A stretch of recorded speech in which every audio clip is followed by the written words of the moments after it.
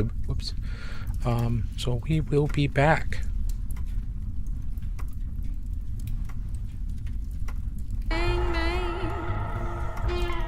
He shot me down, bang, bang. He shot me down, bang, bang. My baby shot me down.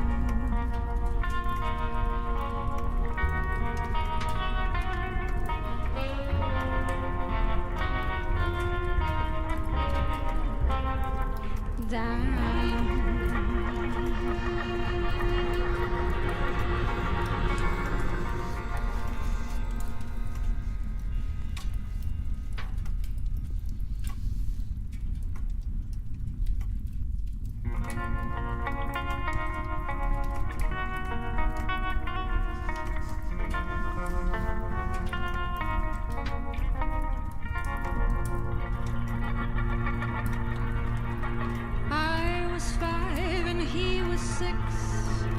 We rode on horses made of sticks. He wore black and I wore white. He would always win the fight. Bang, bang, he shot me down. Bang, bang, I hit the ground. Bang, bang, that awful sound. Bang, bang, my baby shot me down.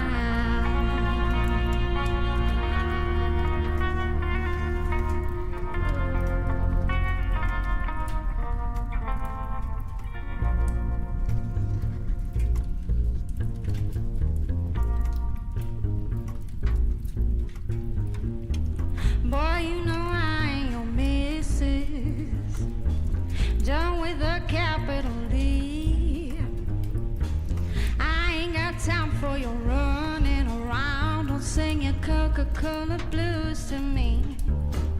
Daddy said can't teach you no dark tricks. Dig for gold in your dirty hands.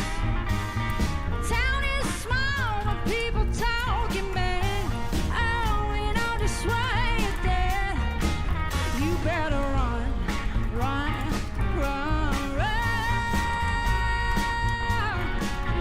Daddy's got a gun.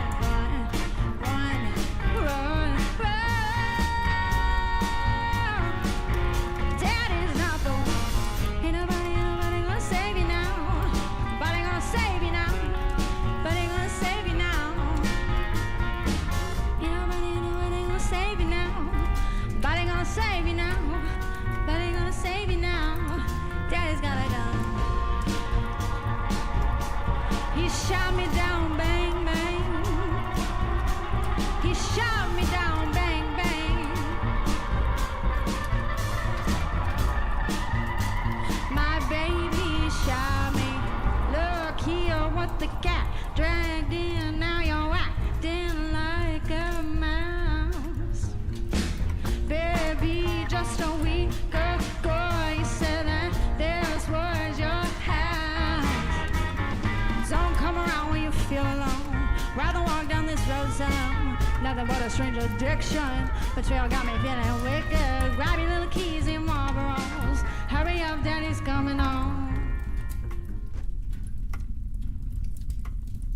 All right, we are back. Thank you for hanging out. Appreciate it. Hope you enjoyed some Kells. Another artist I found on TikTok that I'm very excited about. She's very cool, kind of a very jazzy, bluesy type of sound. Really enjoy finding new artists on all over TikTok and other platforms like that. So try to feature them here just because I'm selfish and want them to make more stuff. So I want more people to know who they are. You know, kind of a little self-serving.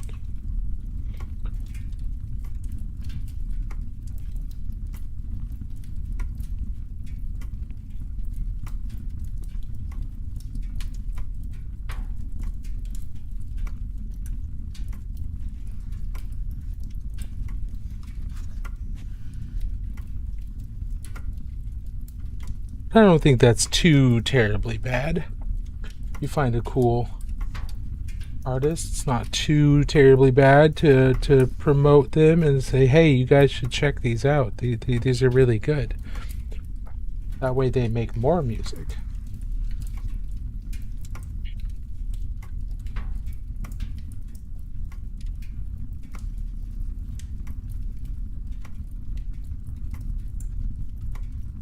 Y'all have any new artists or anything that you found recently that you'd be willing to share for people to check out in the chat?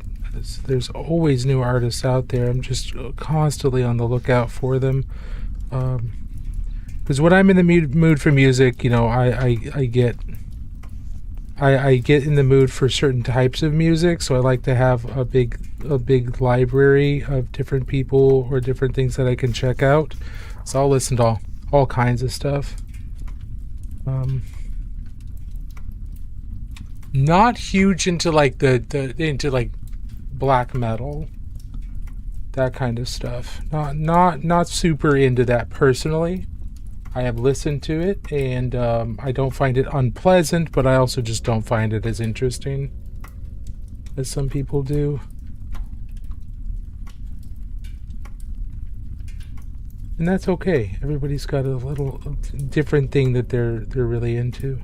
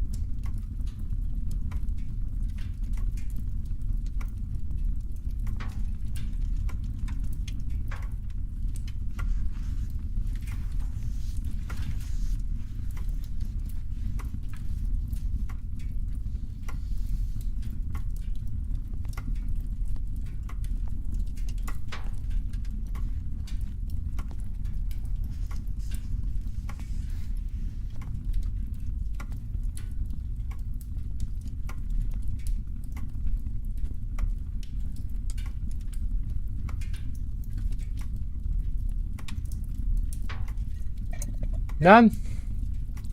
Nobody listens to new music? Okay. Well, I have found several over the last little bit, and the ones we've featured on the channel are Sawyer Hill, Fabrizio, and then Electro Lush last time, and now Kells. Those are all artists we've been playing during our breaks and during the intro stuff for the last couple weeks.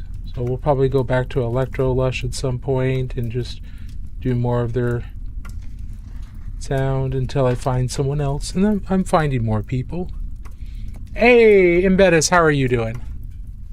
Happy Tuesday indeed. I hope you're doing well. Just make sure nothing's muted. Okay, good.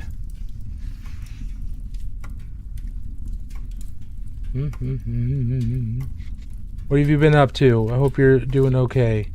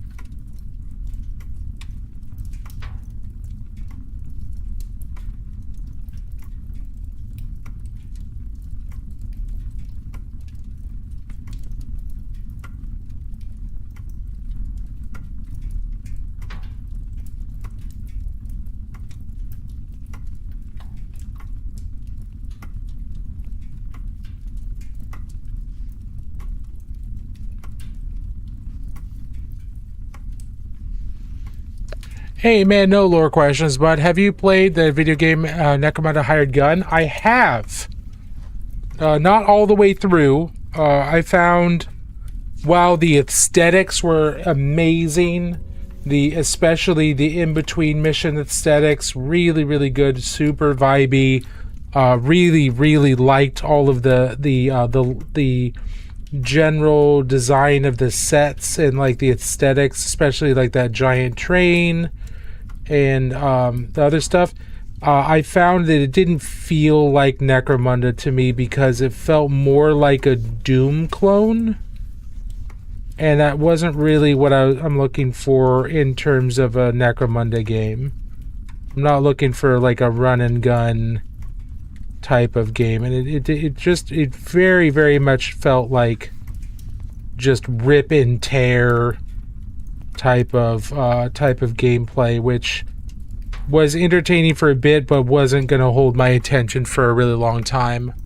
But I will say that the aesthetics of everything, the design of everything, the way everything looks, is just fantastic. Super 40K. It's very, very, very Necromunda.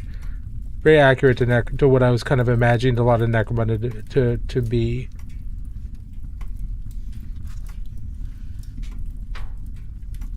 But again, I just felt like it just felt like it was being Doom, as opposed to, and it was Doom with the movement mechanics more than the combat. The combat's fine. Frenetic combat, that makes sense. Movement, that made a lot of the climbing and stuff like that made sense. But just the absolutely frenetic level of speed and twitch combat, that like it didn't feel right. How do real Necromunda feel like? Not necessarily more like stealth, but certainly hanging in Nashville for the week. Oh, cool. Very cool. I've been in Nashville a couple of times. It's pretty nice. In answer to your question, Jonathan, I think Necromunda is more squad-based combat and less frantic jumping around. Stealth is certainly part of it, but I'm trying to think of games that would feel more like, or Necromunda would feel a lot closer to.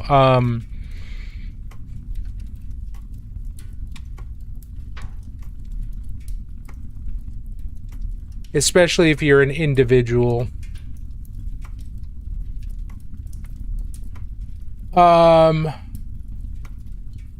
Maybe more like early Max Payne.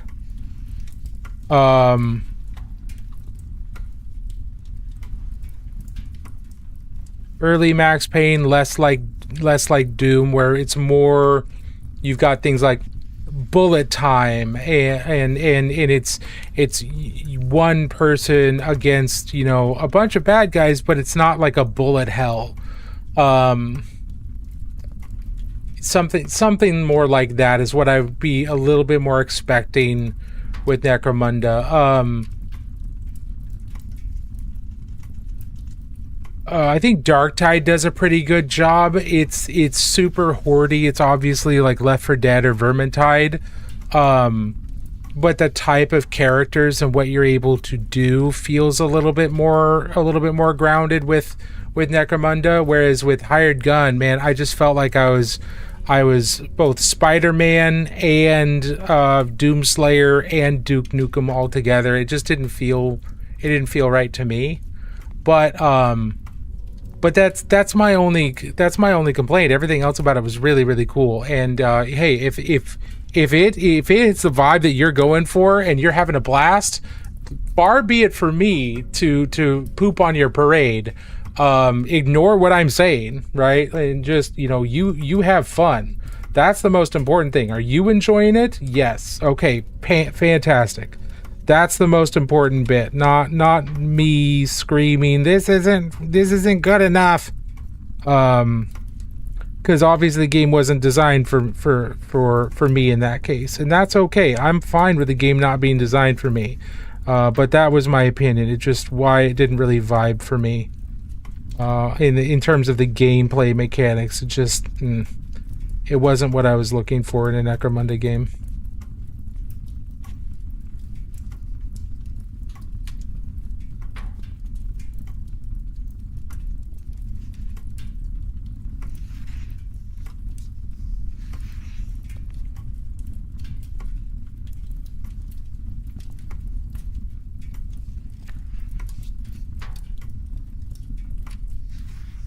I enjoyed it a lot. Maybe a little too fast for me. My reflexes aren't what they were, and that's entirely possible. What my issue was, because I am 42, man. I do not have the reflexes for the super twitchy games anymore. I tried playing Apex Legends when it first came out years ago, and even then I was just like, yeah, I can't do this.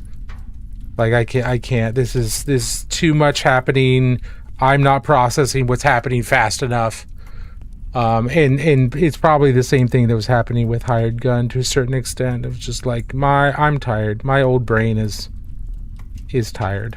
I'm gonna go back to my slower pace games. Hey Riles, how are you doing? We're painting up a Wolf Spear Primaris Marine. And we're just fiddling around with it a whole lot, trying to get the armor to look right, because it's supposed. So I want it to look shiny, but not necessarily metallic. But it's supposed to be kind of like a light gray.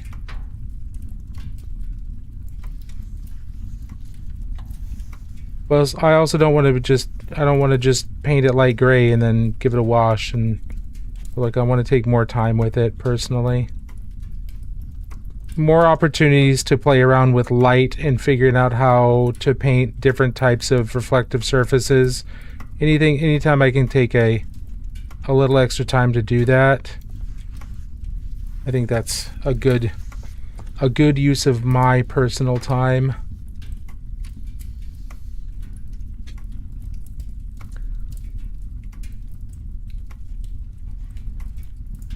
Really digging it. Thanks. Love the silver. Yeah, see, I'm trying to get it to not read as silver, but I don't know if that's going to be possible. I think, because it's supposed to be light gray, not actual metal, right? And I think I've got too much contrast, and I've got too much fast transitions between one color and the next, and that's causing it to read as metallic. And I don't want it to read super metallic, but I want it to look kind of matte, but kind of it's still shiny. So it's trying to, how do I hit that middle ground between shiny but not metallic, but not actually matte. Hitting that middle ground is proving to be difficult, and that's where we learn. That's where we grow. That's how we get better. It's like, you know what, this is hard. We're gonna keep working at it, and that's where we start really to improve. So as frustrating as some of this is at sometimes, I'm also thinking, okay, good. This is something I'm learning. This is something I'm working out. This is good. This is what I want.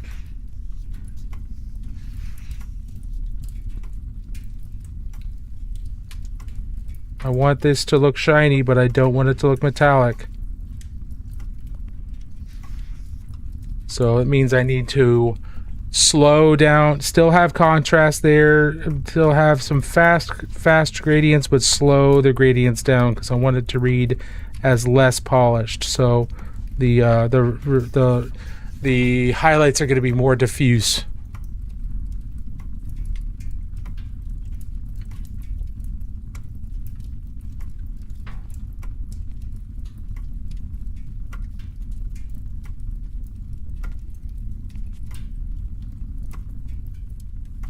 Just painted minis myself. Are the paints a special kind, or does any acrylic paint work? Any acrylic paint can work. but the ones made, the hobby acrylic paints are formulated for especially for miniature painting.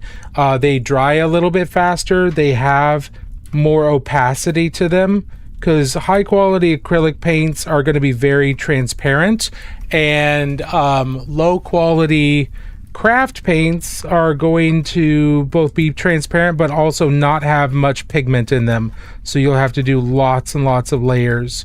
These tend to be high opacity and high pigment, whereas artist acrylics are much higher pigment but much lower opacity because artists tend to want to work with a lot of translucency, and when they're working really, really thin paint like this. Also, our hobby paints tend to be thinner than artist acrylics are. A lot of artist acrylics are heavy body acrylics because a lot of artists work with really heavy consistency acrylic paints with like little, what look like little trowels, as opposed to brushes. What we're doing is taking acrylic paints and basically treating them like watercolors. That's very similar to what we do. The basic painted as snow, it should pull the polish from the highlights. Maybe that's possible. Yeah, that is entirely possible.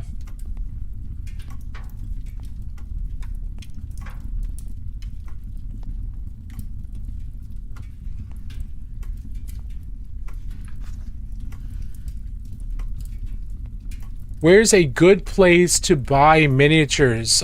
Generally, well, online, or always online.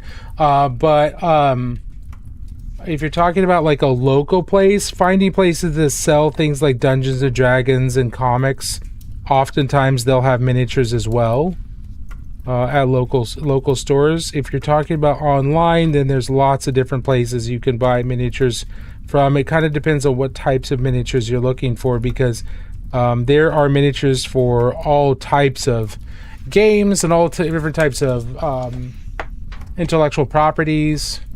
What kind of minis are you interested in?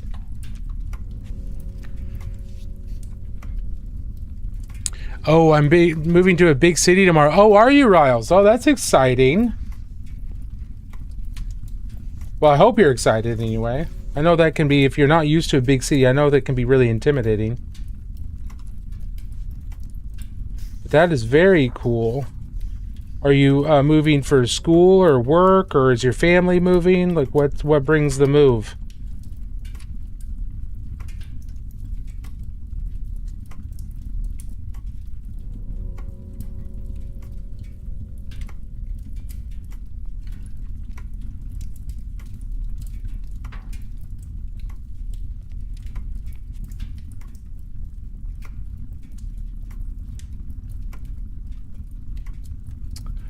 But yeah, what type of miniatures are you looking for? Are you looking for fantasy miniatures, science fiction miniatures?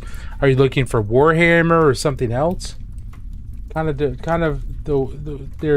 different places you can go kind of depend on the different types of miniatures. But like I said,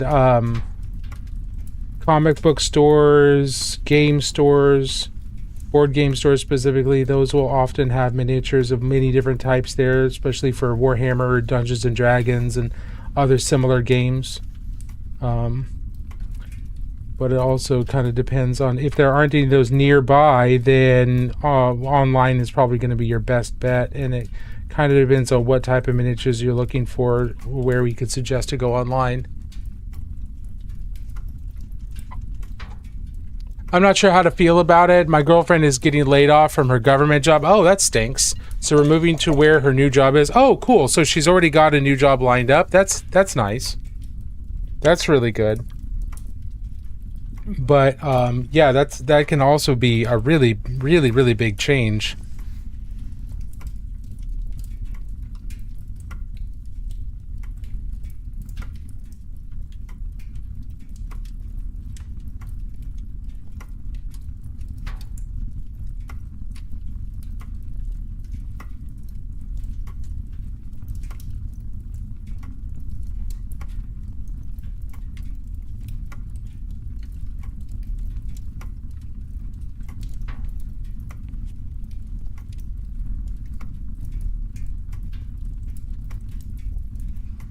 But I'm 8 minutes away from a GW store at the new place. Oh no. Rip your wallet. Rest in peace to your wallet.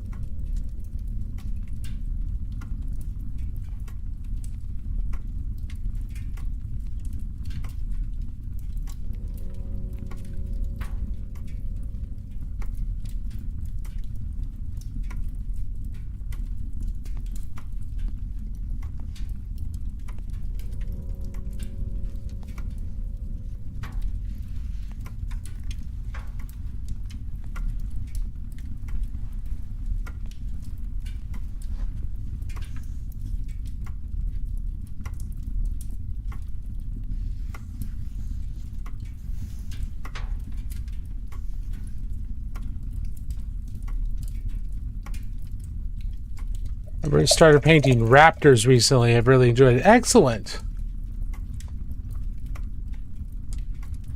That's awesome. Yeah, raptors are pretty cool. Pretty darn cool. Very practical. Kind of like your these are what Space Marines that are operators would actually be like. Kind of a feel to them. Like these are the practical Marines. These are the ones who actually use things like stealth and or camo and, you know, normal, what we would think of normal commando type of operations, as opposed to, I am the Emperor's angel and I'm going to punch you in the face in my bright red armor, blah blah blah blah blah.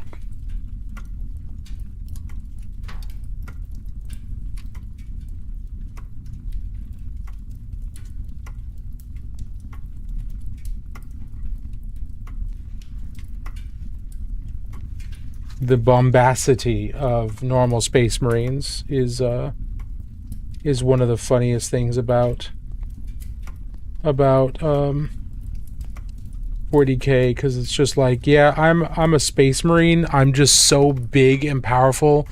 I don't need camo. I don't need any of these other things. I am the Emperor's will made manifest. And his will is for me to punch you in the dick until you die, and as exposed and suboptimal tactical a manner as possible. Now get over here so I can punch you in the balls.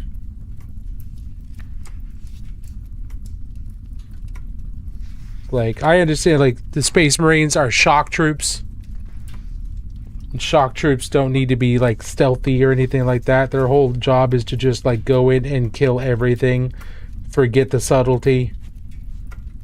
But like the Raptors are just kind of like, yeah, we're gonna do this in a smart way.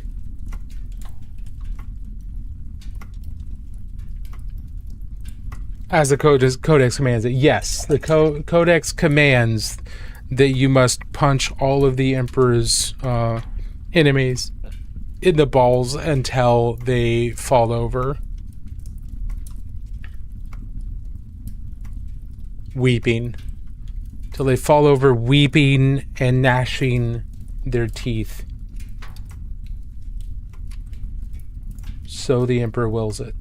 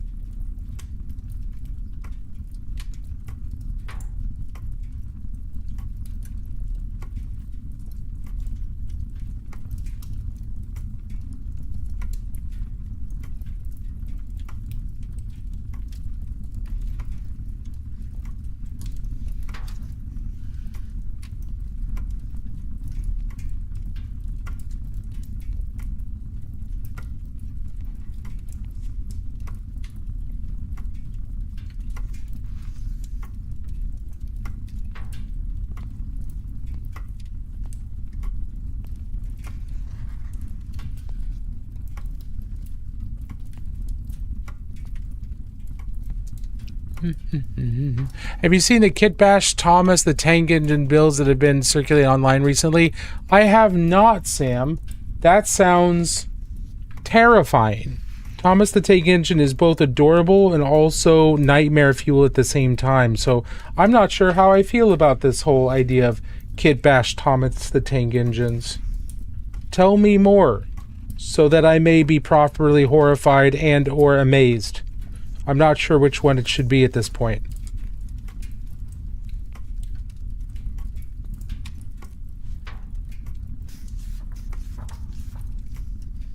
Regale me, sir. Regale me.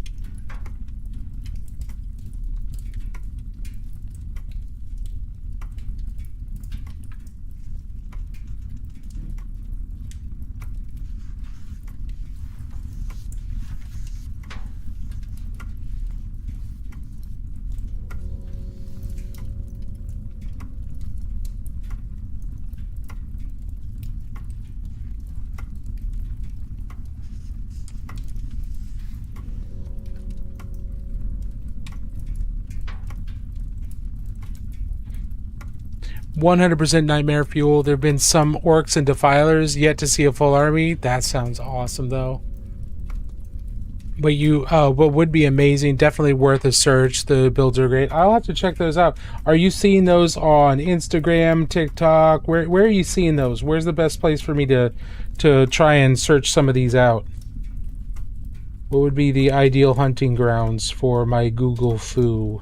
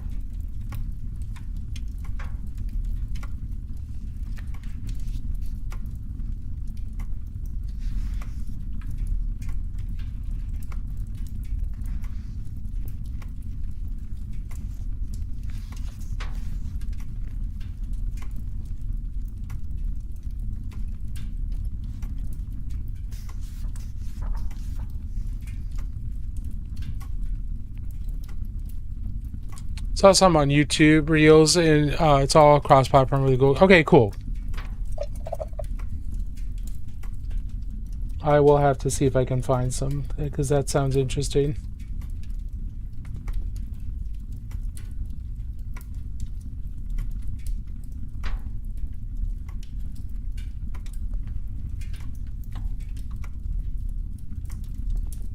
I regret the decision to paint this particular scheme the way I have decided to do it, because it is near white, and painting white cleanly is a massive pain in the booty cheeks.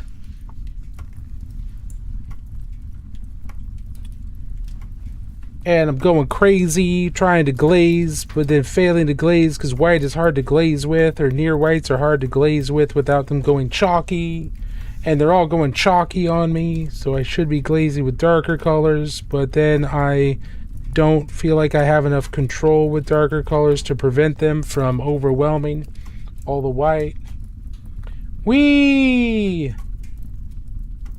This is why it's a challenge, and it's a good thing for me to practice so I can become better and more confident at it, but it is a long, slow process.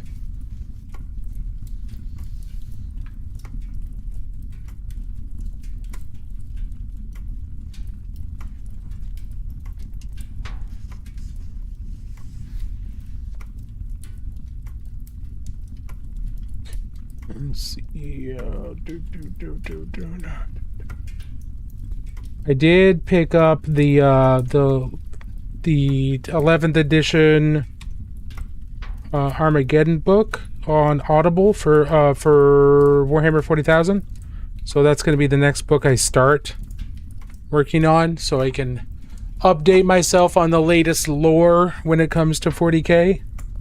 Because again, I don't really play 40k, and I'm not buying the campaign books, and I did not buy the 11th edition book, so I don't have all of the new lore. So I'm hoping this fills stuff in, and then of course I will be paying attention to Hoodguard and his coverage of any new lore, because Hoodguard is the lore dude. He's the man when it comes to lore. He's also the man when it comes to painting. He is really, really, really good. Yeah.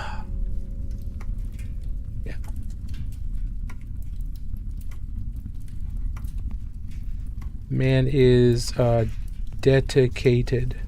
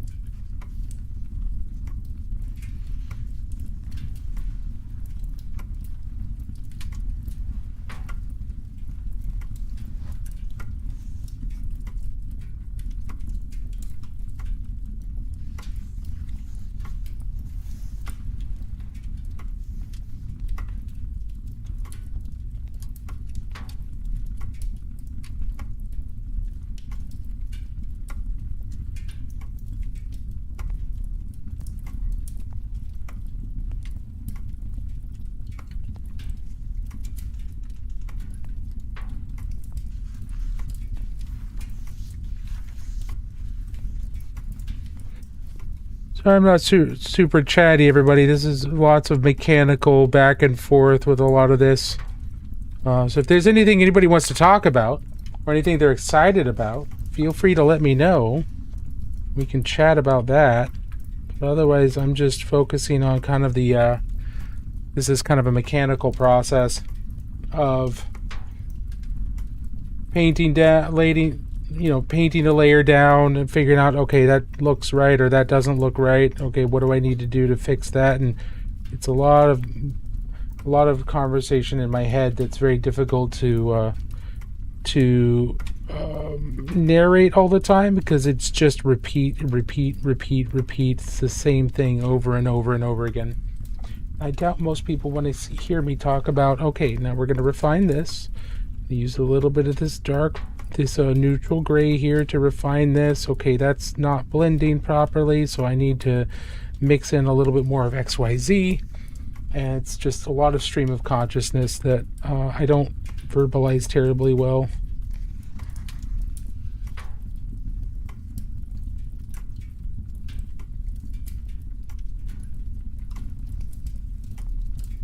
Let's see, this highlight just seems too narrow right now. And also a reminder that we are doing a giveaway for the Myconid minis by Myconid, the Woolman-Doot miniatures. You can see an announcement there in the Twitch chat that with a link to their website, so you can see those. We are doing a giveaway in the next couple of weeks to give away a full set of the 3 Woolman-Doot miniatures that we painted. That giveaway is going to be happening through Discord, so it's anybody who joins the Discord is going to be eligible. They can sign up for the giveaway in the Discord channel, and they'll be able to see links to the miniatures in general, specifically that the giveaway is going to be getting rid of or giving away. So if that is something you're interested in checking out, you can at least see what the miniatures look like. They are adorable. They were a lot of fun to paint. They're very characterful. So even if you're not interested in the giveaway, then do check out the Woolman-Doot miniatures online. You can do a Google search for Woolman-Doot or miniatures by Myconid Woolman-Doot, and you'll find some really cool minis and a really cool local to Portland mini printer and print house who has been very, very cool so far. So make sure you check that out if that's something you're even vaguely interested in.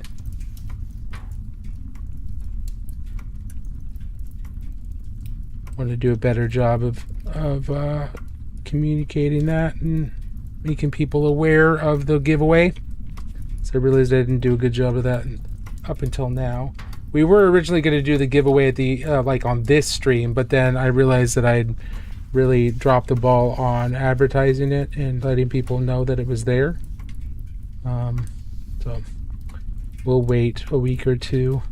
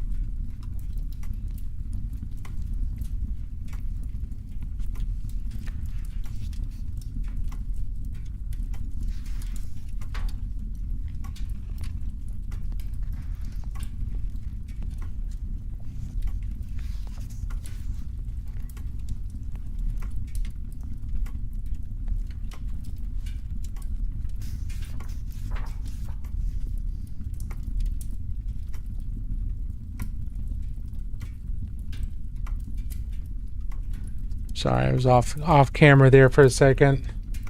Just found this panel here that I need to re-emphasize so it's visible.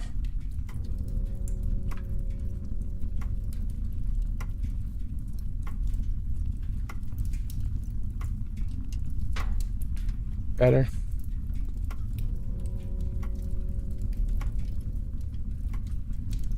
Okay.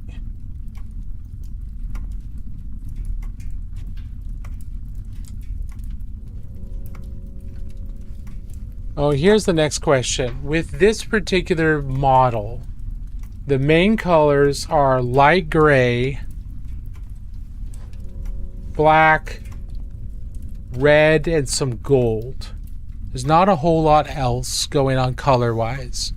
So the question I have for y'all is, when we're painting the black, should we be highlighting the black with grays or dark or like gray blues? Now I tend to paint black armor with gray blues kind of like this. But I am perfectly happy to try and paint black armor with just grays instead. Now we're doing light gray for the rest of the armor, the non-black areas, but the black area, should we do grays or should we do blues? Let me see if I can zoom in and get that better focused.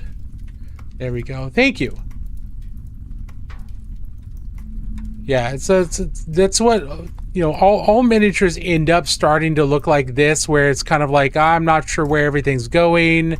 It's looking kind of rough, but you just keep refining it and refining it and refining it, and then you get closer to this each time. I think gray blue makes it look more metallic, I guess. That's fair. Yeah, and I don't necessarily want the black to look metallic. So maybe we'll just do the grays. See what that looks like, and then we can make a decision from there.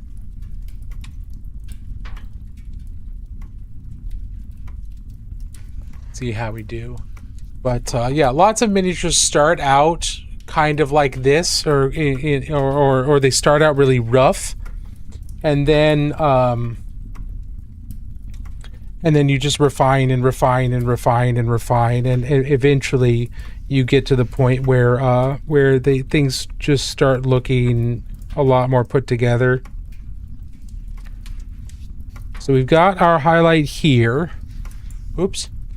Got our highlight here, which means the highlight's going to run up the side of the shin.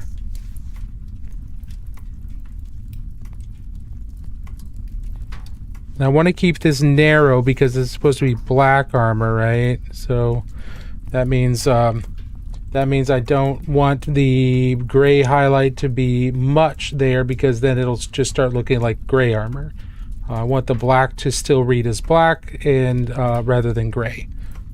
So we'll map out where that highlight is gonna be, and then we'll do what we can to soften that a little bit, and then add in some lighter grays in there to get the actual highlight going, because we want this to read as black, which means I need to keep at least the majority of the surface actual black as opposed to gray, because highlighting black and highlighting white are very difficult. As soon as you cover more than 50% of either one in another color, it starts to look like that other color. So we just need to be careful here. What chapter is the model going to be? It's going to be Wolf Spears, which is a successor, a Primaris successor chapter for the Space Wolves.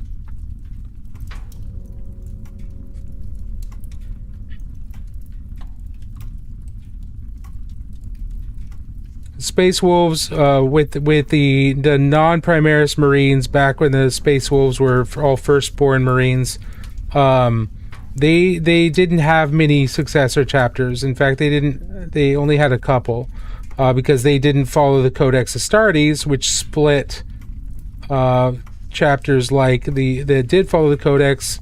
They didn't follow the Codex Astartes, which split them off into different chapters. The Space Wolves maintained their Grand Legion or their Great Legion type of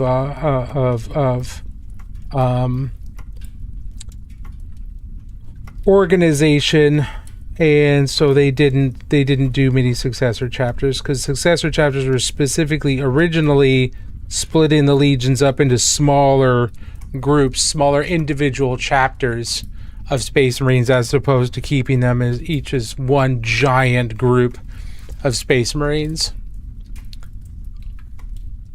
And so the Space Wolves didn't have many successor chapters.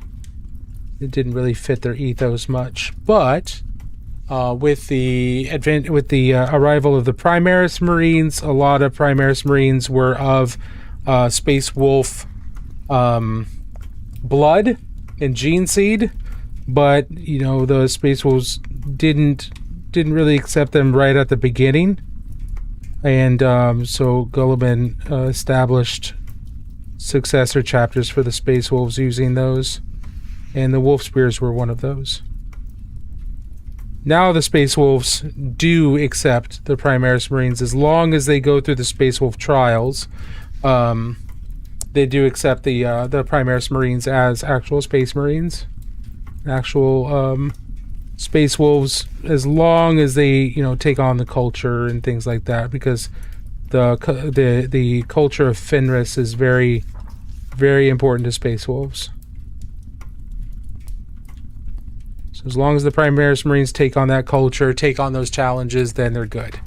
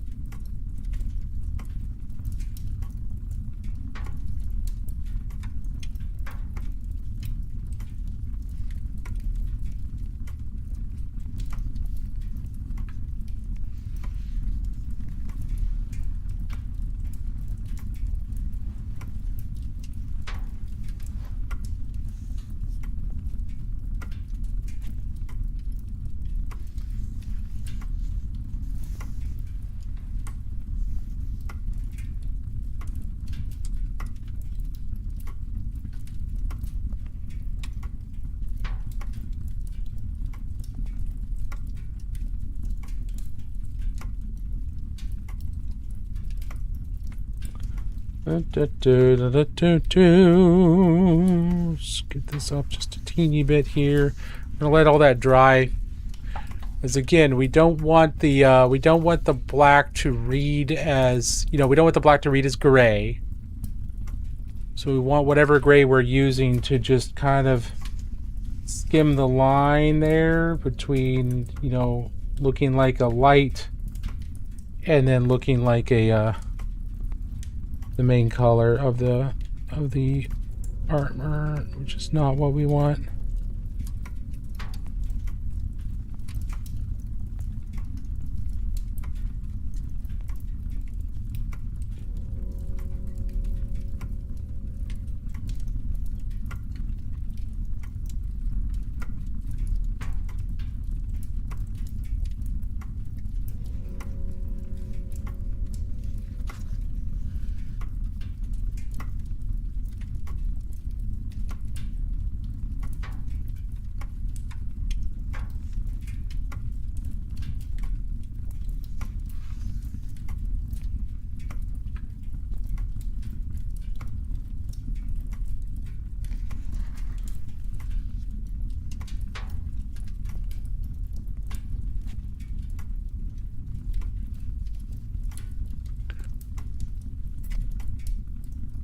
Another question, maybe lore. Are there sports in the pyramid? Yeah, all kinds of different sports. Probably not that many that we would recognize anymore. There's definitely recreational sports, things like that. But the ones that tend to get focused on are more very violent sports, like pit fighting and other forms of things like the OSHA doesn't exist in Warhammer really. So imagine the super hyper violent sports that people might be really interested in trying out here on our world, but no one will insure them for it, or people will be thrown in jail for running it, and you can find it in Warhammer. So animal fights, human pit fighting to the death or to the dismemberment, yeah, all of that is found within 40K. Now, is it talked about very much?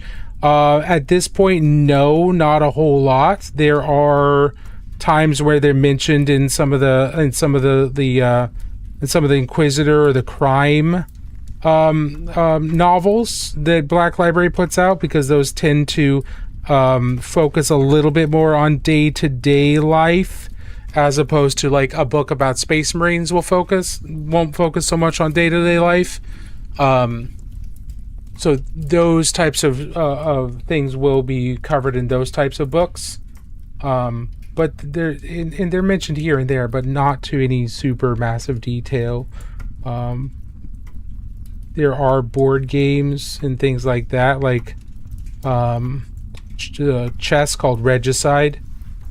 In 40K, chess is called Regicide, and there might be some additional rules to Regicide. It has been, 20,000, 30,000 years since chess was developed. But sports, yeah, they're there. They're just mostly like blood sports, or just really not. They're either blood sports or they're just not really mentioned. So we've got another break. So we're gonna take our break, everybody. We'll be right back in just a few minutes. Take this time to stand up, walk around, enjoy yourself, and I'm gonna throw Kells back on. Can't teach you no darn tricks. You dig for gold and you'll get dirty hands.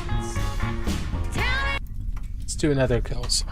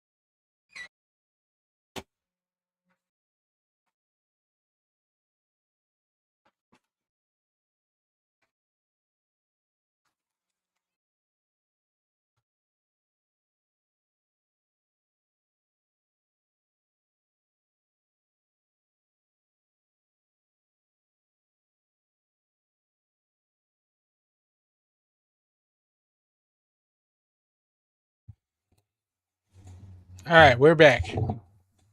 Thank you all for sticking around. For those of you who did, for those of you who didn't, I hope you have a wonderful rest of your Tuesday. Okay. I really feel like this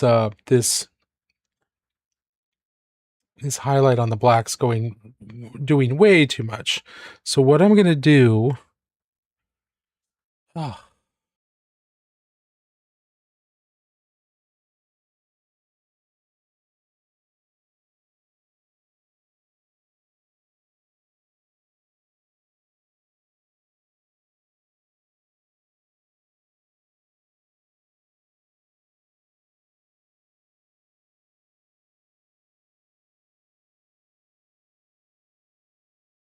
I don't like the way that this looks personally, so we're gonna do kind of a compromise.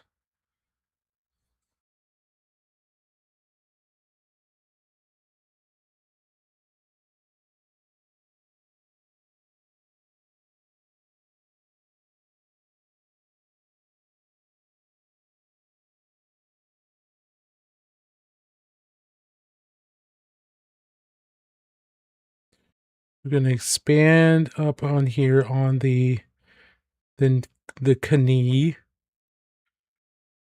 and narrow things down there a bit.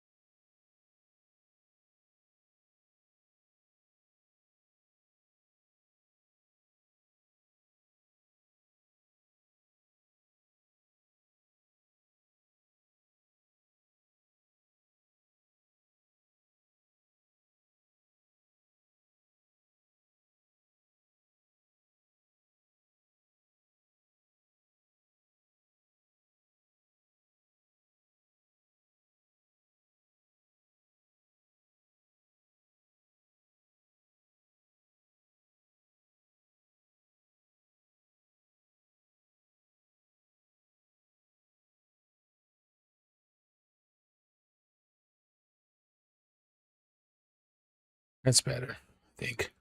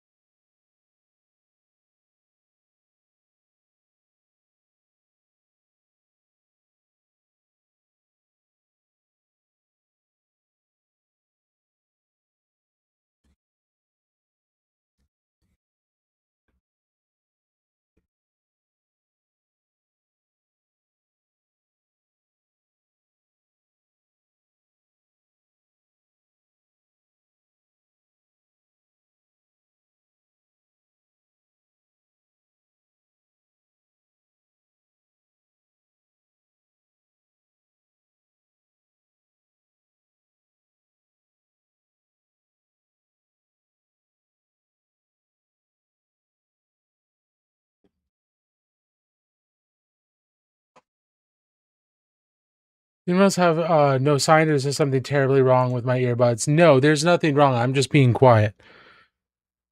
There's not a whole lot to talk about, and there's a lot of internal monologue happening that has no bearing on this. So my brain's going elsewhere. So yeah, no, there is nothing wrong on your end, Count Zacula. I don't know if you're still here or not. Work is over. Excellent. Plankwater, hey, thank you so much for lurking. Appreciate you. Everybody, appreciate everybody who lurks. Okay, good. It dropped from from pretty high up earlier, so I was concerned. No worries. Yeah, no, I just I ended up just zoning in, and I've kind of exhausted what my brain was prepared to just chatter about. I exhausted that a little while ago, and yeah, just waiting on either new inspiration of something to chatter about or someone to ask a question and I can chatter about that. But I unfortunately do not have the gift of gab unless I'm given something to talk about or something I'm excited about talking about. I can't just gab to gab. It's simply not something my brain can do. A wizard is never late. Oh, Frodo Baggins. Nor is he early. He arrives precisely when he means to. Precisely when he means to. Thank you so much for the raid. Welcome on in, Raiders. Welcome. My name is Useless Wizard. Welcome to the Great Library. Thank you for being here. Dota Chess, how was your stream? What were you working on? What'd you do? Tell us all about it. I hope your stream went well. We're just slowly working on a Space Marine here, just kind of as a palate cleanser from some of the other stuff we've been working on over the last couple of weeks. You painted a landscape. Ooh, what kind of landscape? Is it like a forest landscape or something else? Do you have a link? I don't know if you've got a picture of it already or not. That's probably pretty fast turnaround to ask for, but yeah, what kind of landscape? I have tried doing landscapes and two-dimensional painting in the past, and it doesn't click with my brain terribly well. It's something I want to continue to try and do, but it is not something I'm terribly good at yet. But that's how it was with miniature painting too. I wasn't terribly good at that for a while, so I know that it just takes time, but it is not something I am super gifted at by any means. Welcome on in, everybody. My name is Ryan. I am the Useless Wizard. Thank you so much for checking us out here. We paint miniatures of all different types. We are currently working on a Warhammer Space Marine. However, let me show you some of the other stuff we've worked on. We have worked on other Space Marines in the past, on fun decorative plinths like this. And then we've also done other miniatures. Let's see. We've painted little dwarven dudes who look suspiciously like me, but is totally not me. This is a War Augur from Warcrow, the game Warcrow. We've also painted Night Ladies for demonstration purposes and for just good fun as well. We've painted Night Ladies of all different types. We've played Trench Crusade. We've painted Trench Crusade models. So all kinds of different models. We paint a lot of different types of stuff here. Nothing, no one thing in particular. We don't specialize in any particular one thing at the moment. But right now we're working on this Space Marine. So if anybody has any questions about miniature painting in general, feel free to ask. If you've got questions about Warhammer lore or Necromunda lore or anything like that, feel free to ask those as well. And I hope you have a wonderful rest of your day here. Whether you decide to stick around or whether you decide to leave, that's perfectly fine. I appreciate you being here regardless. A magenta night scene on a 6x8. The miniature requires such fine detail. Those awesome. Hey, thank you so much. Conga Line Monkey. Hey, thank you. I appreciate that. Oh, did you finally get your Kickstarter Trench Crusade stuff? I did.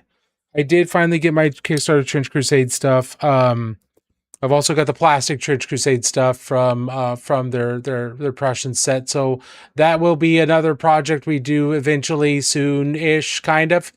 I have so many different small game miniatures from small games that I want to paint on the channel.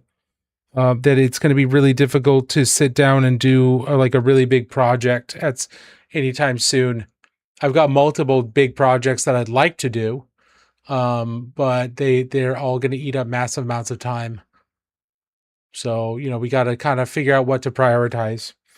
But right now we're just working on this Space Marine mini, trying to get him to read as light gray, slightly metallic armor, or just at least light gray, shiny armor, and figuring that out. Now, I've explained this to other people, but I don't visualize terribly well, like an end product terribly well.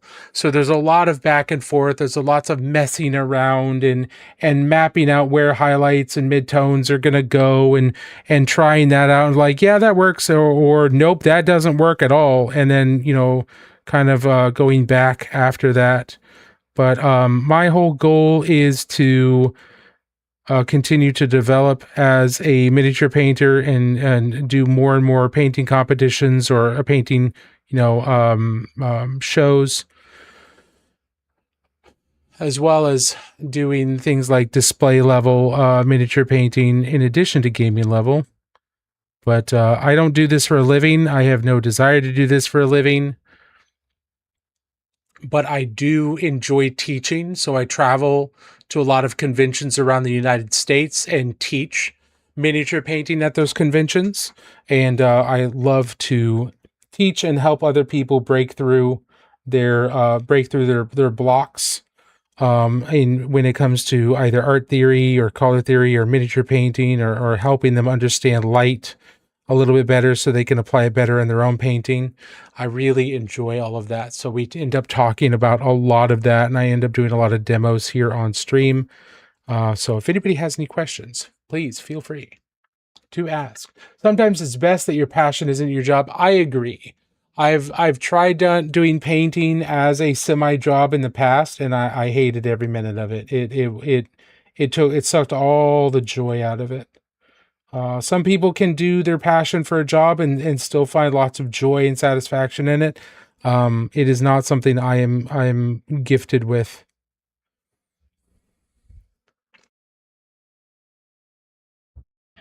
And you know, it's taken me a long time to realize that and be okay with it, but I did realize it, and I am okay with it at this point. And as tempting as it would be to accept money for some things, like, hey, I'd like you to paint this cool Space Marine, I'm not going to do it. As tempting as it can be. All right, so we've been slowly working up from the legs. We started out with the back of the legs and started working those up, and then we started working on the front. We've been working on the shin guards a little bit here, adding in some highlighting in for the black to try and keep it reading as black without, but also showing light bouncing off of it in a semi-reflective manner. And then we're slowly working our way up here. So it's going to be a multi-session process, and that's okay. I enjoy that. I want to take my time, and this is how, when I feel myself challenged, this is the best way for me to deal with that, is to sit down and just slowly plink away with it, try different things, work different things out until I get it straight in my head, and then we can play around with it there. This is really cool. Are these all Warhammer figures? A lot of them are Warhammer figures. I did show several other figures from other games as well.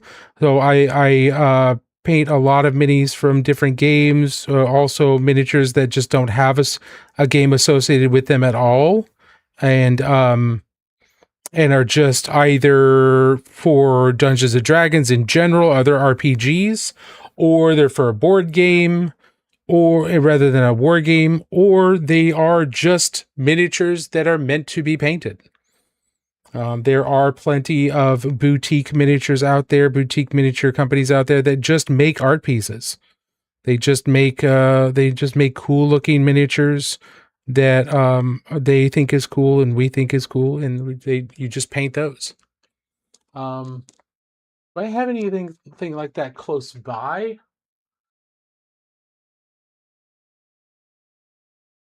So this is a miniature bust that I have not started painting again, but she's not for a game. She is of a character from a game called War Machine, but this is not a game piece. This is a miniature bust piece. So this is something that you can paint. And I've got some completed busts in my display cabinet and others in my Instagram that if you want to check that out, you can check that out as well. There's links down in my about section to stuff like that, so you could see some of those. But yeah, there's miniatures of all different types and different sizes and things like that out there, which is really, really cool. Oh, good question.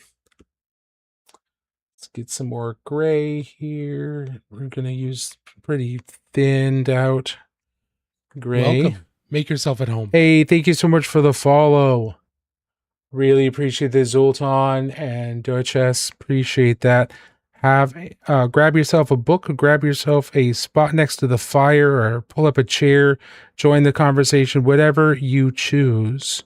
I'm happy you're here, whether you're in the conversation or not.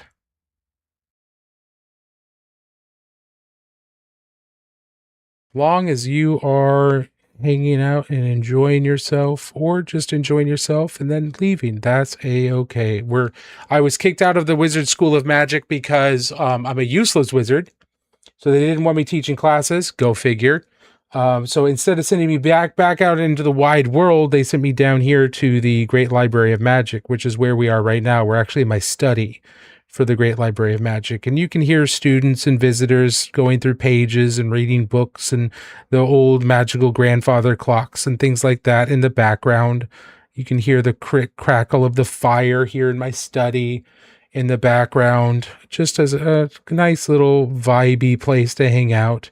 And yeah, they didn't want me teaching magic anymore, so I'm down here, and now I keep people like you company and students at the library of the school company, and we just try to keep everybody out of danger. It is a magical library after all, so it can be a little dangerous. There are book mimics out in the stacks, so do be careful. Watch out for any books that might be drooling. It's probably a book mimic, but I mean, it might not be. There's all kinds of books out there. Magical books are weird. So just watch yourself. If anybody wants to go take a wander, feel free to type in !search in the chat, and you will take a short little jaunt around the stacks, and maybe you'll find one of the lost books, one of the lost tomes. If you do, you get to name it. You get to tell us what the name of the book is. We'll add it to the archive, and then other people can type in !read in the chat, and they can then be presented with a random book that someone else has found in the past. And it's a fun little way to see what adventures other people have had and what they've found out there. But it's a fun little thing to do every now and then. But otherwise, feel free to just chill, relax, ask questions if you have them, or just enjoy yourself, either painting or reading or whatever you want to do in the meantime.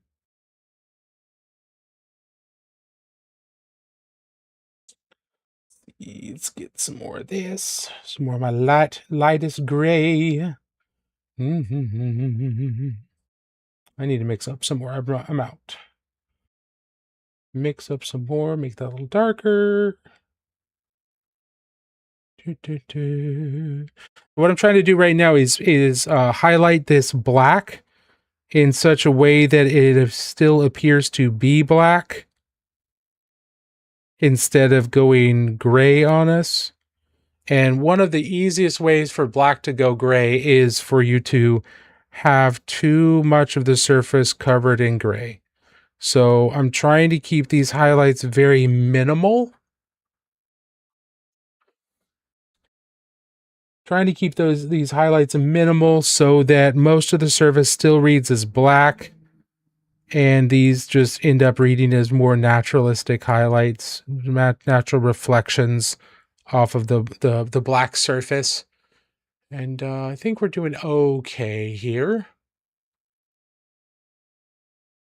So one of the difficulties of painting black and one of the difficulties of painting white, both of them it's very easy to lose the effect of black or the effect of white in both either circumstances. White because it's very easy to go gray, and then also when you're highlighting white or you're painting white, white is actually all kinds of different colors. So and more accurate, white is going to have all kinds of different colors in it, and that can be very difficult to accomplish.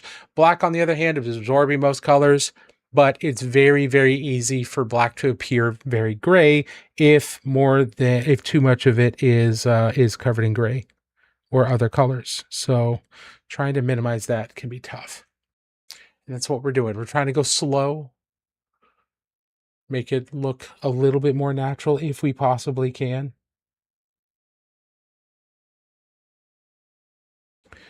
And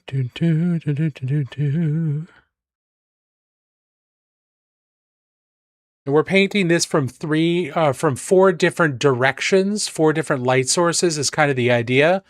This is the first light source. So you can see how the highlights are kind of, the reflections are lining up with that. Then we've got another light source from this angle. And then we're going to have another light source from this angle. And the last light source from this angle here. And that is something you have to do if you're doing highly reflective surfaces on miniatures. You kind of have to have multiple directions of light, or multiple different light sources in order for it to be in order for them to read as reflecting light from those different angles. And that can be tough to wrap your head around, especially if you're just not used to doing that and you're just used to doing like top down, not very reflective surfaces. This is what most people do is when they paint miniatures, they'll paint miniatures as if they're just lit from the top. Let me see if I can grab an example. Actually, I have another good example.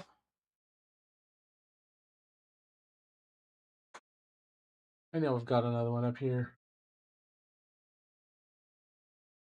Let's go with this guy. So this guy, he is painted as if he is lit from the top. So you can see that most of the light hits him at the top of the head and then cascades down all over his robe. So it's lit from the top and the shadows are down underneath mostly. That's how most people paint miniatures, and that is probably one of the most effective and easiest ways to do it. But as soon as you start working with multiple light sources from other angles, things start getting a lot more complicated. So you start having to imagine, okay, the light's coming from this angle, so this is where the light would show here and here, and okay, from this angle, I can't see the reflections over here. So, but I need stuff over here. So let's have another light source here. And you have to do kind of the same thing for a lot of different things. And even if you're not doing a main light source from every angle, you maybe have a main light source from one angle and then an environmental light like a fire or something like that from the other side to act as a fill light. You still have to treat that as a separate light source and work on that. So things get a little bit more complicated there. And because these are 3-dimensional, we don't get to just use negative space as much because these are 3-dimensional canvases where you can't just have them fade into the background and use that, use like that black fade to black kind of an effect to on miniatures. That just doesn't work. So we always have to have multiple light sources to fill in that light. And it's very different to think about. It's interesting. I can hear the word burning only. Okay, FNA. Good, good. Oh no! I have been muted on TikTok this entire time. That is my bad. FNA, are you still there? I am so sorry. Are there any Fallout minis? I don't have any Fallout minis painted. I have a board game with Fallout minis. That I haven't broken those out and painted those yet. But there are entire Fallout miniature games out there, made by at least one company. Modiphius, I believe is the name of the company. And they've got an entire Fallout Wasteland miniatures game with some really nice minis. But yeah, I have been muted this entire time on TikTok. That's my bad. Thank you for calling that FNA, and I'm sorry I didn't even see that until after you left. That's 100% my bad.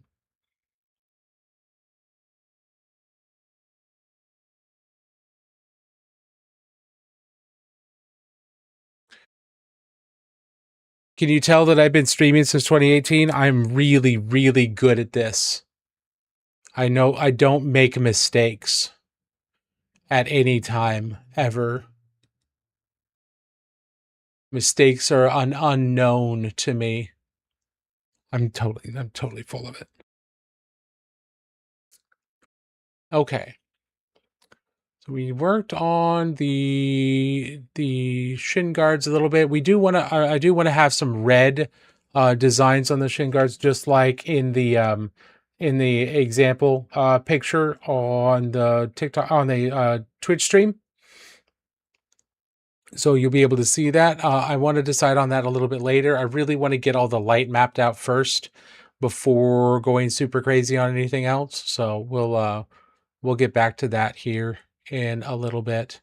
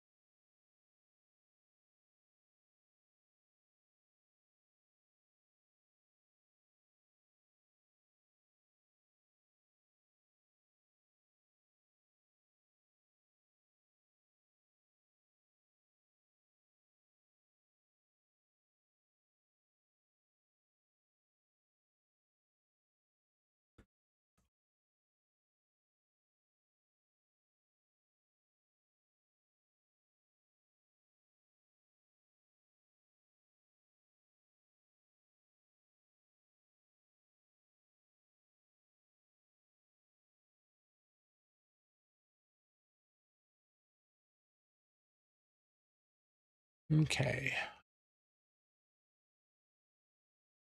So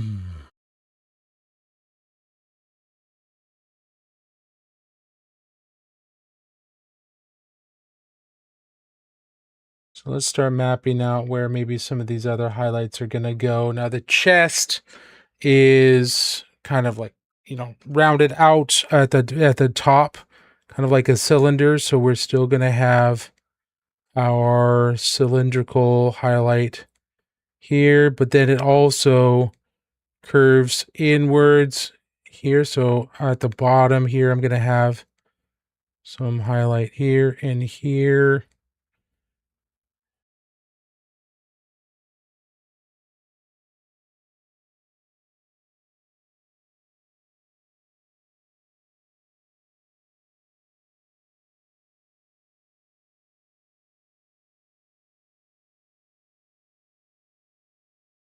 Mapping this stuff out, because again, I don't visualize terribly well.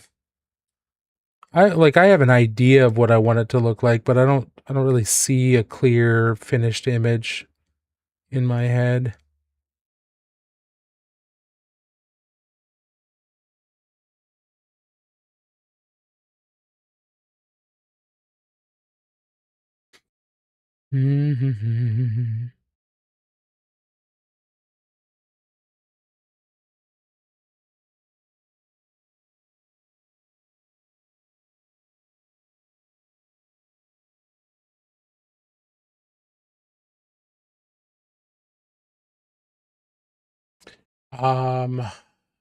Sweet, what chapter? Oh, this is Wolf Spears, and you play and paint Battletech? Nice. I've got some Wolf's Dragoons I've been working on. I've got two lances of Wolf's Dragoons done. I've got a light lance and a medium, light lance and a medium lance. And I've been, I need to get back to it, but I was working on my heavy and an assault lance. And I wasn't really just doing anything other than just like vibes on exactly which mechs it was. They're almost all Inner Sphere mechs. I don't think I have any clan mechs in there just yet, even though I know Wolf's Dragoons have those. But I was just kind of like going, well, it's just these. I like these mechs. I like these mechs. Some pretty standard ones. But I had a lot of fun painting those. I need to get back to those when I can. I went with one of the which one was it? Which galaxy was it? The Rust Red. They're primarily Rust Red. I think it's the Sigma galaxy. I'm probably wrong. I'm gonna have to remember which galaxy it is, but yeah, I had a lot of fun painting those. BattleTech was one of my first major mini games. It's a blast. It's a fantastic universe and a great game. What are you painting for BattleTech? Any particular house or any particular clan?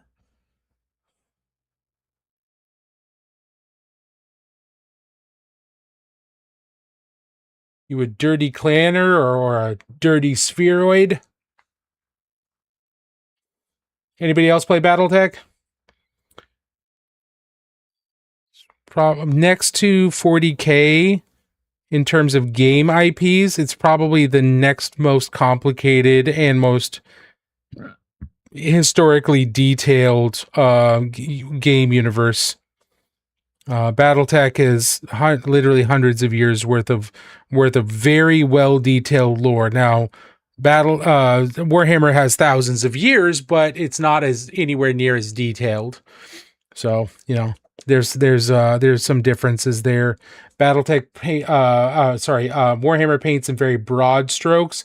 BattleTech can get down into the minutiae, down to these exact units fought from this day to this day. These are the exact names of the pilots who passed away. It's almost pre-enactment. It's almost like the historical Wargamers fictional game. Is a way that I've heard it described, and I like the way it's described, and I don't mean that in any negative sense at all. Just the level of detail that you can get into in BattleTech is really like very close to the historical wargaming levels of detail. It's kind of cool.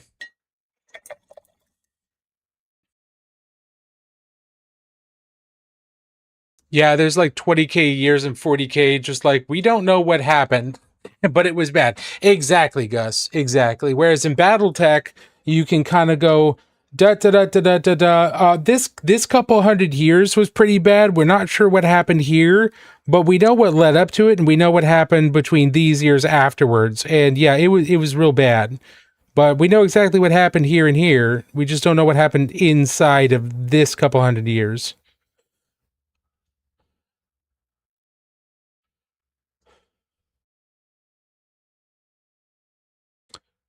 We can take a guess at what happened there, and it has mostly to do with thermonuclear weapons, which is why we're not allowed to use those anymore. So, A wizard is never late, Frodo Baggins. Nor is he early. He arrives precisely what he means to. Impending dearth. Welcome back, buddy. Thank you so much for the stream. How's it going? How did the stream go? What'd you work on? Welcome back to streaming for a bit. Welcome back. Hello, everyone. Thank you so much for the raid. Thanks so much for coming in. My name is Useless Wizard, otherwise known as Ryan. I am a miniature painter and a wizard that was kicked out of the Wizard School of Magic and sent down here to the Great Library to watch over it. And so now I sit behind my desk here in my study with my fire in the background. Crackling fire, the grand magical grandfather clocks, and surrounded by students and visitors such as yourselves, reading all kinds of interesting books and hopefully avoiding any kind of problems inside the Great Library of Magic. If you have any questions about miniature painting, Warhammer lore, Necromunda lore, feel free to let me know. I'll do my best to answer. But yeah, welcome on in. Hey pal, felt good enough to stream again. Started painting Canok Var, the Iron Hands character, but it's Sons of Medusa, of course. Of course, it's Sons of Medusa. What else could it possibly be? We just started working on this Wolf Spear Marine for as a palette cleanser before going into something else here. So and I also took this as a challenge to paint light gray reflective armor without making it too silver. And I think we're doing okay. It is very silver. It's very non-metallic adjacent. We're trying to knock that down a little bit, but so far we're doing okay with it. A lot more refining to do, a lot more slow refining, but that's just kind of how we roll. Glad to hear the stream went well. That's okay. Ceramite is shiny. Exactly. Ceramite is indeed shiny, but I don't want it to look like metal shiny. But yeah, here's some other things we've been working on. I was talking about these a little earlier, so we were doing some more non-metallic metal experimentation. So I've been working on a recipe for non-metallic purple. This is early days. Just getting ratios right and figuring out, you know, what colors to use. This is all done using Pro Acryl. And then we also have been working on non-metallic pink, also with Pro Acryl. And then non-metallic green, also with Pro Acryl. So these are some new non-metallic metal paints we're doing. Frodo Baggins. Nor is he early. He arrives precisely what it means to. Rottweiler. Welcome on in, everyone. Another raid. Default Frank, thank you for letting me know. Appreciate you. That works. It looks more softy, saturated purple, but it's good. Yeah. It's supposed to be more of a lavender, kind of a lavender soft purple as opposed to like a really, you know, super royal purple. But it's early days still. You know, it's early days still figuring things out. Welcome on in, Rottweiler. How are you doing? Thanks you so much for the raid. How was your stream? Hate to run and go, but night to those. Hey, no worries. Have a fantastic rest of your night. Thank you for dropping your friends off. Appreciate you. And that pops. Lavender is exactly what I saw. Yeah, that's exactly what we're kind of going for. Doing a more royal purple. I still want to play around with that, but yeah, we definitely got more of a lavender purple, and we'll see what ends up happening here. Do I do any kit bashing? Yeah, I used to do a lot more kit bashing when I was playing a lot more games and wanted more custom armies.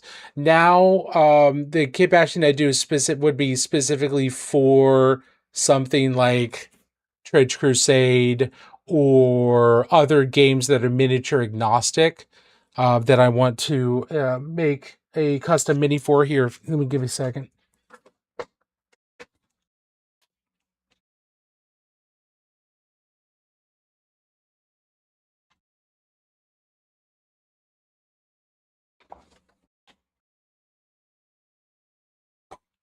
Here's a couple of examples of kit bashing models that I'm slowly working on for a game that I'm working on called Kill Clock, which is a cybernetic cybernetic gladiatorial combat game where you are a stable master controlling a whole bunch of cybernetically enhanced fighters in a corporate hellscape.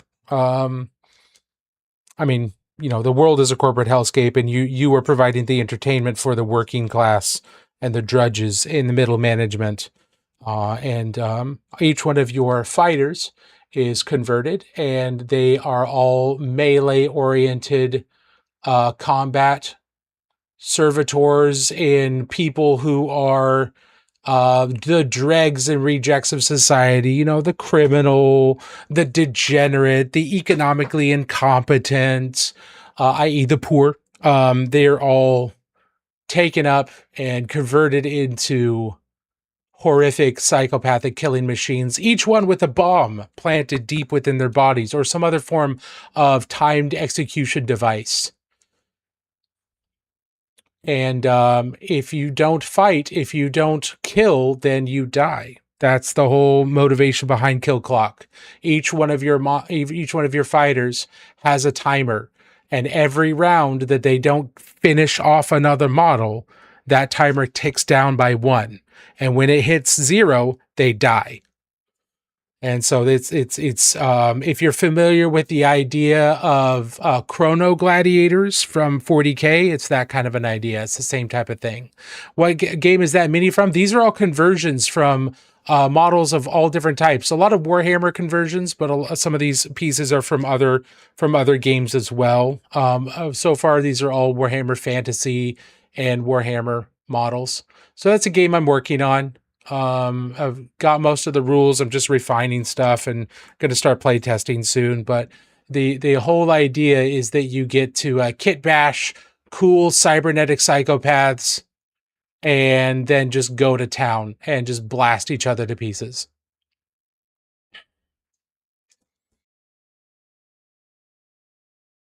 Yeah.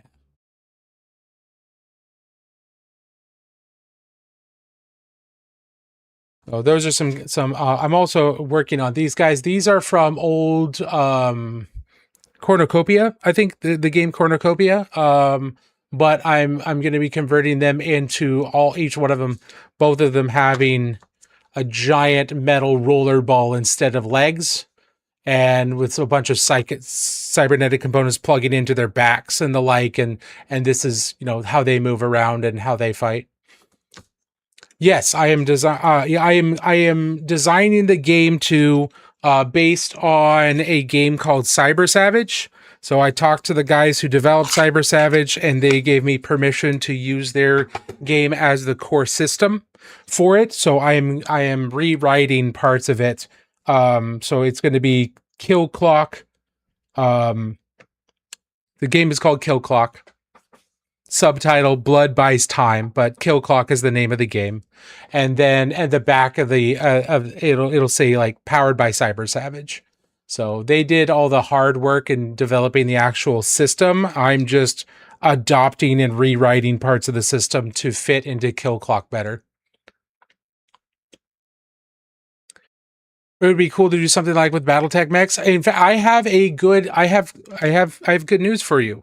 The game Flames of Orion is exactly that. Flames of Orion is BattleTech, but with like kit bashed mechs of all different types. So go look up Flames of Orion. That it is exactly that. Yeah, please do. There are so many cool indie games out there. Hey, Psychosis, how are you doing? Look at the gutters on those. Yeah. Walking the Warhammer Grim line where it's hard to tell if it's praise or condemnation. Condemnation. Oh my goodness. How's it going, everybody? Hope you're all doing well. Yeah, definitely check out Flames of Orion. And there are so many small indie miniature games out there that you can find that have really specialized things that they're trying to do, or just like this. Hey, I really want a game that does X, and allows me to build X. So I'm going to make a game that lets me do X. Like that's another game that I've been working on, that I'm developing the game system for, called Wings of Flame. And it is a aerial dogfighting game, like, you know, airplanes. And it's because no one's making something that I can use my Crimson Skies minis with. That at least no one's making something that I like. And I have a tons of old Crimson Skies models, and I want a Diesel Punk universe and rule set that features risk and reward and high G maneuvers. And no one's got that. So I'm writing it myself. And, you know, and it's because no one else is doing it that, you know, I'm doing it myself. So I'm working on 2 different games, very slowly, because I'm not a super prolific person, but I'm working on 2 different games, both doing things that I want that I can't find elsewhere.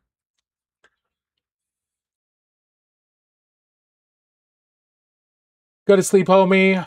Hey, no worries, Duff. Thank you so much for the raid. Really appreciate it. Welcome back to stream, and hope you had a good time. And don't stress if you can't do it again. You know, do it when you can.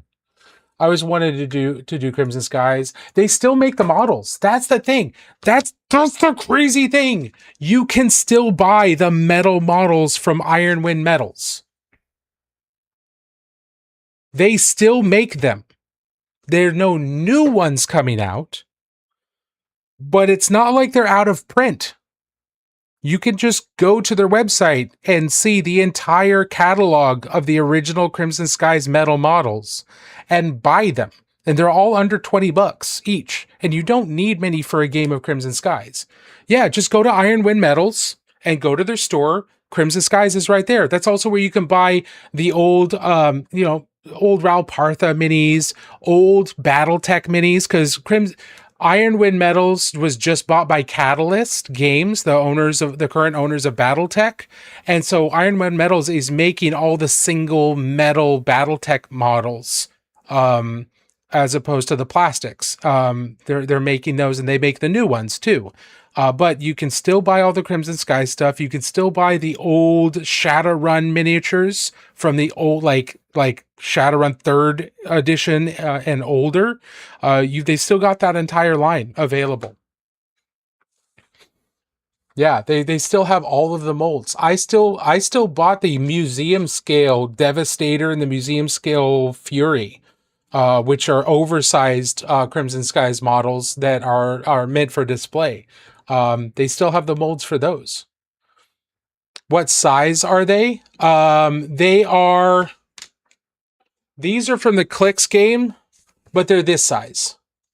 And the Crimson Skies was made into a HeroClix game as well, and you can still buy those models really cheap on eBay as well. But this is, hey Jakey, how are you doing? But this is one of the plastic models from the Clicks game, and it's the same size as the metal models. So they kept the thing. And here's a Devastator. And then let's see, yeah, they're all Devastators. And then I painted this is for all the play testing that I'm going to be doing. This is a Devastator in different paint scheme, and this is a Peacemaker in a different paint scheme, so that I've got different, obviously different airplanes, and make it easier to do the play testing. So I find it easier to put the same plane against the same plane for initial play testing. And so I wanted to be able to do the same planes against each other, or the same group of planes against each other. But that's how big they are. They're they're the size of the X-Wing models, the X-Wing game models. Think that. Oh my God, my brother is gonna flip. His blood is the old Battletech. Oh, good, wonderful. I hope he doesn't bankrupt himself with the old stuff, because, yeah, and yeah. They're still, they still got the old Battletech models available. They're getting the new Battletech model STLs from Catalyst, because Catalyst owns them now, and they still Ironwind Metals.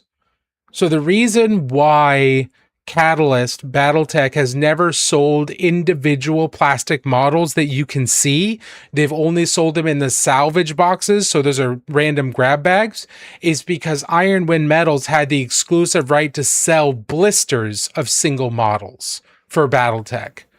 But now that Catalyst owns Iron Wind Metals, and it was a mutually beneficial and mutually agreed upon decision to sell Iron Wind Metals to Catalyst. It wasn't predatory by any means. Now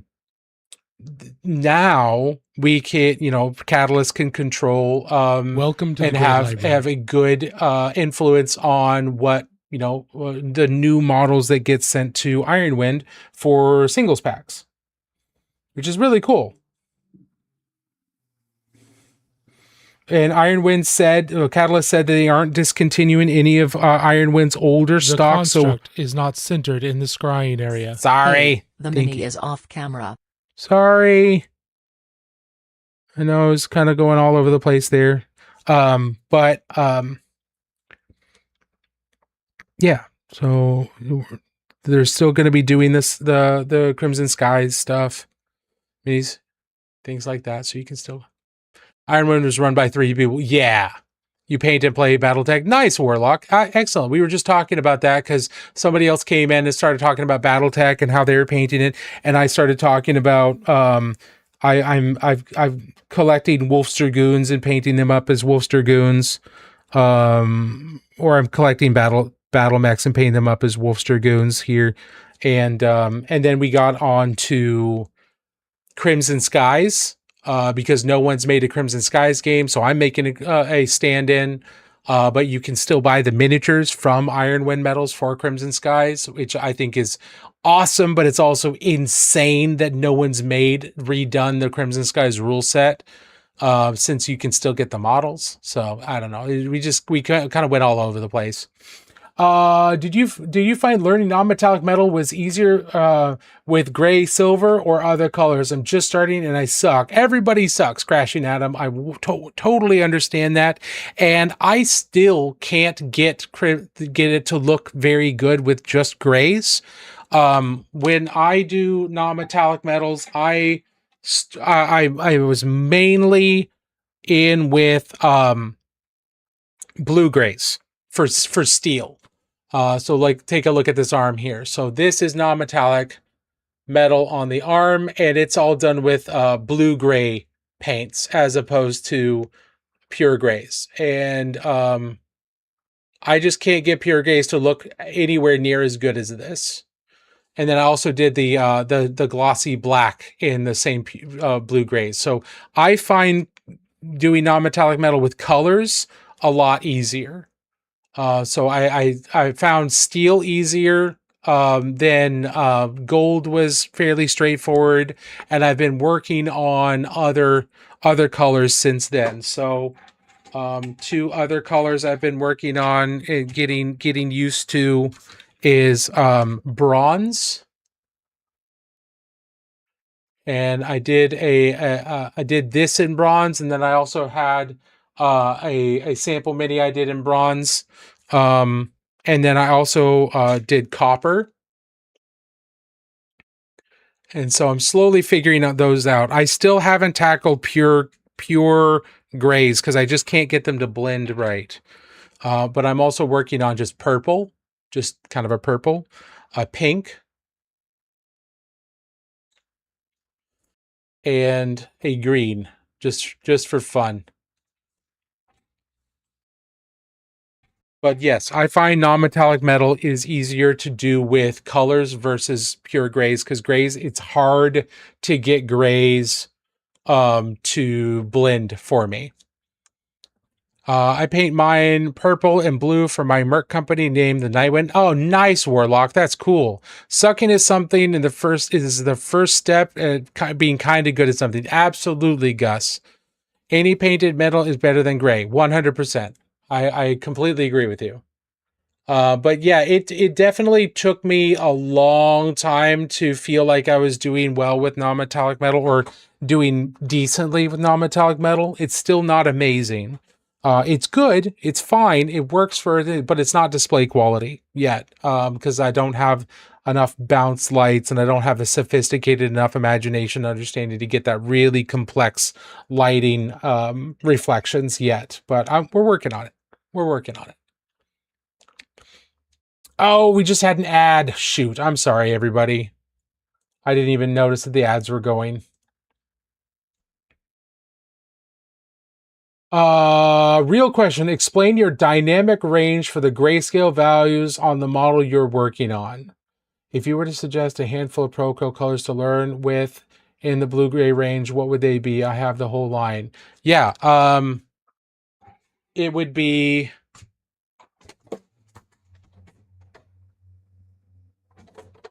do I have them here, or are they in the next... Oh.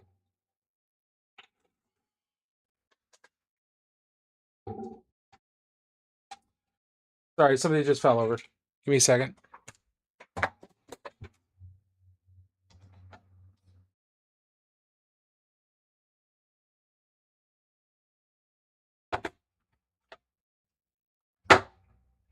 Way to go. Here we go. All right. For steel, blue, black, gray, blue, white, blue, and mix in between. Mix them. That's it.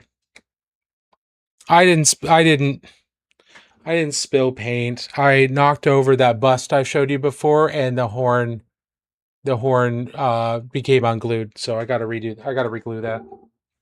These are the 3 colors that I use for my steel. There are other colors that I can work in for, if I'm trying to, show that the tree next to them has full leaves, or the ground or things like that. There's other colors you can work in there, but those 3 colors are the ones I used when I'm teaching steel, and that's the core of the steel.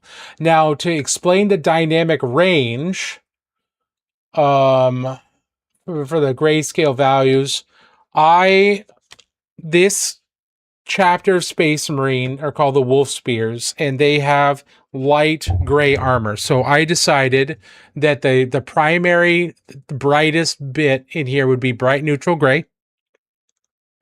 And then I was thinking, okay, well, how dark do I want to get? I want this to look neutral gray. I want this to look light gray. So going down to black is totally out. We can't do that. Going to dark neutral gray is also out for the armor, but it is what I like to use to start out the soft armor in between. So we will use this for that, but we won't use it for the armor. Black, there are black portions of the armor, just like in the example. So we'll use this for that. And so then I decided, okay, well, neutral gray is probably going to be my darkest gray in here. So that means whatever I mix is in between these two. So I've got neutral gray and bright neutral gray. And if you look at the pair of them, there's at least 2 steps of value in between these, 1 or 2 steps. So I've got a 3 to 4 step range in the values, which is enough to get some pretty good dynamic range. Now, if I need to make these brighter in a couple spots, I can bring in some white and mix that in with the bright neutral gray and get some final specular highlights. I don't want to do much because I don't want this to appear to be too metallic. But that's kind of the range that I'm doing. I'm going between neutral gray and bright neutral gray. Those are the 2 colors we're working with for the armor, and I'm mixing in between. So right now I've got, let's see, on my wet palette, I've got neutral gray, I've got bright neutral gray, and I've got at least 2 mixes here for 2 different points in between that. And I've been layering, mostly layering, and a little bit of glazing in between to fuzz out transitions, but also lengthen the transitions out a little bit so they're not super short, because the shorter and the faster the transitions are, the more reflective it will appear. And I don't want it to look super reflective. I want it to look a little shiny, but I don't want it to look like metallic, right? Does that answer your question? Also, I am painting these from 4 different light sources, 4 angles. This is one angle. This is one angle. This is one angle. And this is one angle. So I'm painting this from 4 different angles, and this is based on Darren Latham and also Jose Hidalgo Miniatures. Both of them do their non-metallics and other highly reflective surfaces from 4 angles, and I've been playing around with between 4 and 3. This one I'm doing 4 angles. This guy, this Deathwatch Marine, I did from 3 angles. So the first angle was directly in front because he's on a plinth, and I wanted him to look great from, the just facing the plinth. And then I had this angle slightly to the left and behind him, and then we had this angle slightly to the right and behind him. So I just did 3 angles on him as opposed to 4.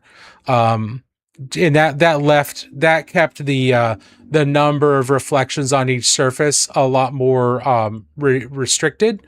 Whereas this, if you look at him from the front, because the 2 light sources are at 45 degrees to either side of his front, you can see both light sources on his shins, and you'll see them elsewhere as well. So it looks a lot more complex. Am I planning a dark washing at the end? No, not an all over wash, most likely. I don't use washes very much. I will be dark lining certain areas, but probably, I don't know, probably not a wash. I might change my mind, but probably not.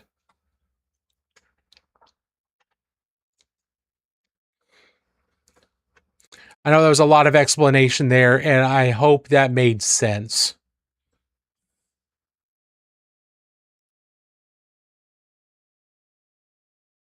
And when you're working with highly reflective surfaces like non-metallic metal or even just very reflective stuff, you kind of have to paint it from multiple angles in order for it to look convincing in any way. If you just want to leave it, you can absolutely just ignore that and just use metals, or just assume that it's coming from the top on the non-metallic metal, and that will work. But if you want to push yourself and you want to do like more complex, more sophisticated, a more refined looking painting, you kind of have to push yourself into more directional lighting and taking into account where is the viewer going to be looking at this from, and how do I control that? And then what would the reflections look like from this angle? You kind of have to make those decisions and figure that out. And then your painting will look more and more consistent from those proper angles. Now this is stuff I'm still figuring out. So I'm by no means an accomplished wizard at this. But this is just stuff that I'm gathering and from watching other people and discussing with other streamers and other painters, and also watching lots of videos and reading books and things like that. So it's all an education. It's all fascinating, but it's a lot to learn, and it's very satisfying. But again, it's a lot to learn.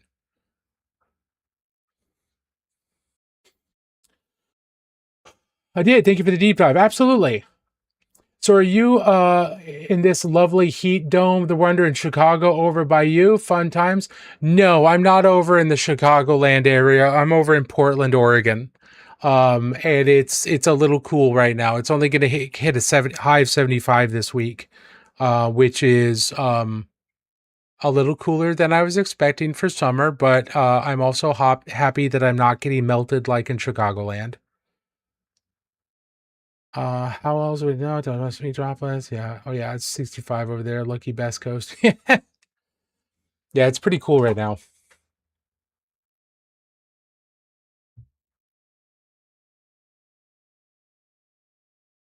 You lucky son of a bitch. Yeah, but we over here the painting community is very disconnected.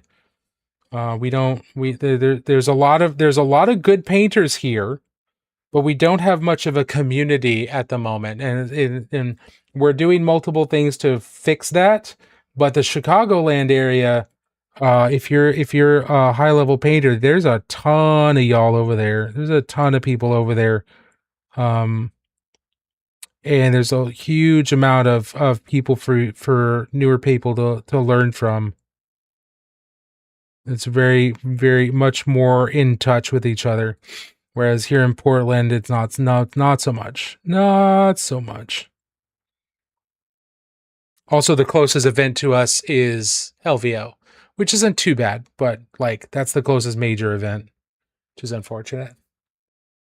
In Chicago, my hobby room is 90 with 58 degrees humidity. Send help. Good God, bald man. Y'all need a like a portable AC. Holy crap.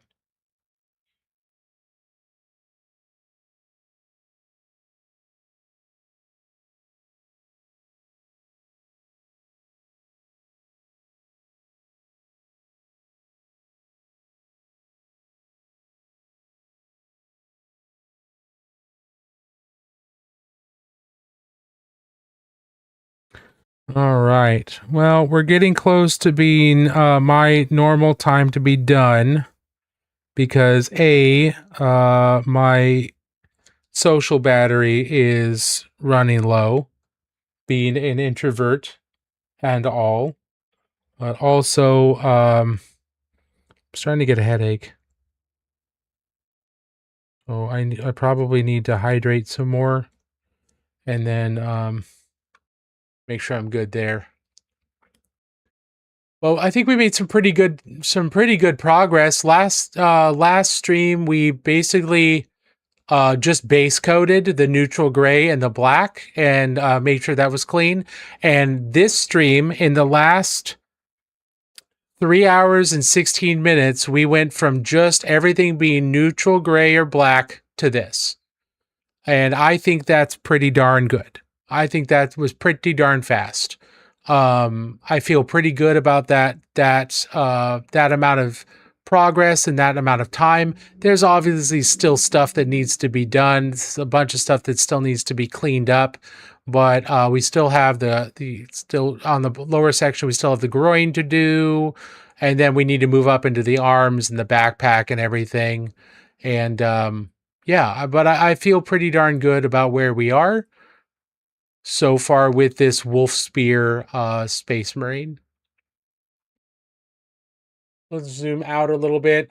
Just to give you all a heads up, I know a lot of you are new here, so you may not be familiar with these, but we painted up some new miniatures from a local company called Miniatures by Myconid. And these miniatures are from the Woolumdoot line, which are some fantasy forest creatures. And we're giving away a set of those in a couple of weeks. We're doing that giveaway through the Discord. So those of you on TikTok, those of you on Twitch, YouTube, instead of two of you being completely outside of the possibility of getting those, if you come over to the Discord and enter in the giveaway in the Woolumdoot giveaway channel, then everybody's going to be eligible as long as you're in the US. Because I have tried shipping outside of the US for one of these, and it cost twice what the miniatures cost. So it's going to be in the US, unfortunately. But the miniatures are STLs available. If you look up Woolumdoot on Google, you can find the miniatures, and you could just get the STLs too. You've always done great work. Hey, thank you, Rams. I really appreciate that. Thank you very much. All right, everybody. Let's see. Oh, we're working on it, the default, Frank. We're working on it. We've got a couple different events. We've got one guy, One guy actually converted his backyard shop into a 2-level fully furnished barn with a wood shop on the bottom and a painting and printing studio up top, specifically to bring painters in and have them teach classes there.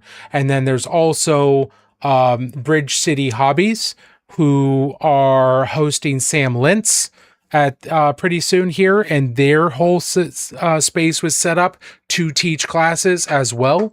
So we've got multiple people working on it. We also have an event called CritCon in October that's already, we're teaching classes there. I'm teaching classes there. Dan Osborne's teaching classes. Matt DiPietro's teaching classes, and hopefully a couple more people will be teaching classes there as well. So we are getting the ball rolling. It's just really hard to keep that glue together. So yeah, Turkey Girl, yeah. Greg's awesome.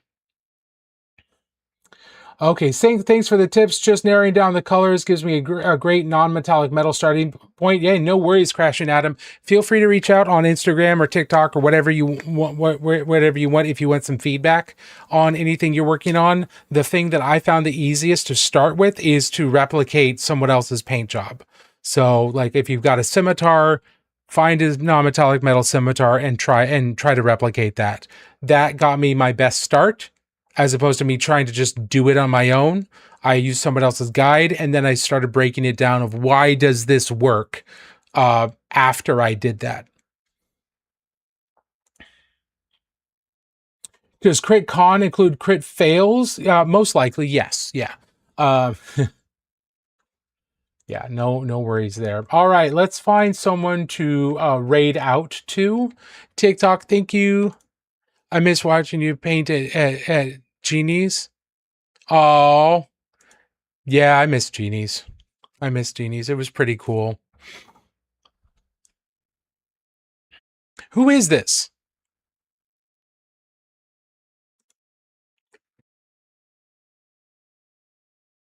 Ramza in 7. I don't recognize Marshall. Oh, hey, Marshall. How you doing, buddy? Good to see you. I hope you're doing well. How's Jess? How's the little one? How's mom? I hope you're all doing well. Oh, yeah. You're great? Awesome. Yeah, I've heard from a few different people how well you guys are doing. I'm really glad to hear that. Sorry, guys, I'm catching up with somebody I haven't seen in a few years since before COVID. That's cool. Join the Discord. Okay, excellent. Awesome. Yeah, no, it's really cool. All right, everybody, just to give you a heads up, I stream Tuesdays and Fridays at 6 p.m. Pacific Standard Time. And I also try to post on TikTok every weekday. I'll also be pushing those out a little delayed to Instagram and YouTube Shorts. So we're working on that. If you see any of those, give it a like, give it a comment if you're willing to. If you've got feedback on what I could do better, please do let me know. All this content creation stuff is a lot to learn. So, but I really appreciate y'all being here. Thank you very much. I'm going to send TikTok out. I'm going to send Twitch out. TikTok, we're gonna hold there so I can talk to Marshall for a second. But Twitch, we're gonna send you out to someone. We're gonna raid. Who are we gonna raid? Who's on right now?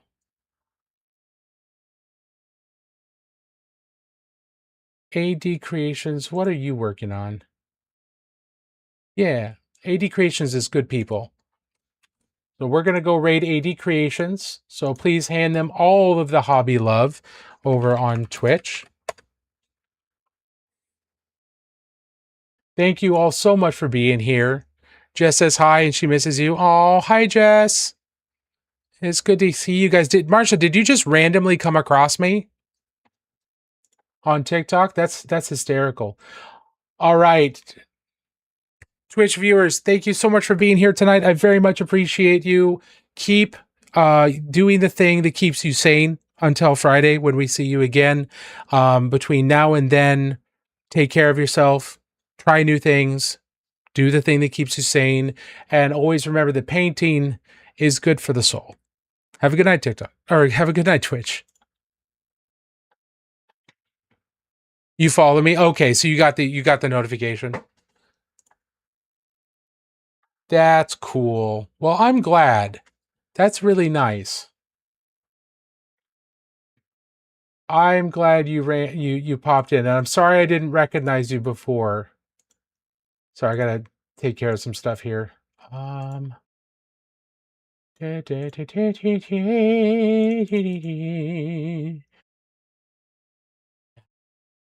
Oh, very cool. Well, I'm glad to hear you guys are doing well. Yeah. No, I'm really happy to hear from you guys. I don't know if you got what you guys are up to anymore. So if you ever want to hang out or anything, let me know and we can see if we can get something together. That'd be really cool. I've been doing well. Work is still going really. Work is going well.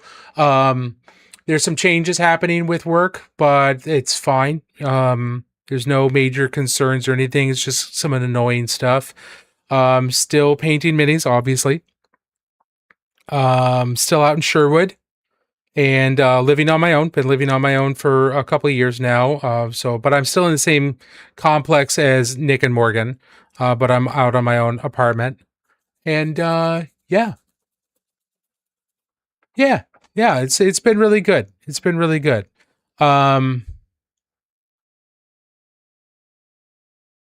Yeah, I'll either message me offline. I'll follow you back on TikTok so you can message me there, or ping me on Instagram or Facebook Messenger. But we're gonna go ahead and end the TikTok stream for now. But yeah, if you want to chat, hit me up through one of those other channels. I'd love to see you. I'd love to talk to you guys again. All right, everybody. Thank you so much for being here. Have a wonderful rest of your night, and we will see you later.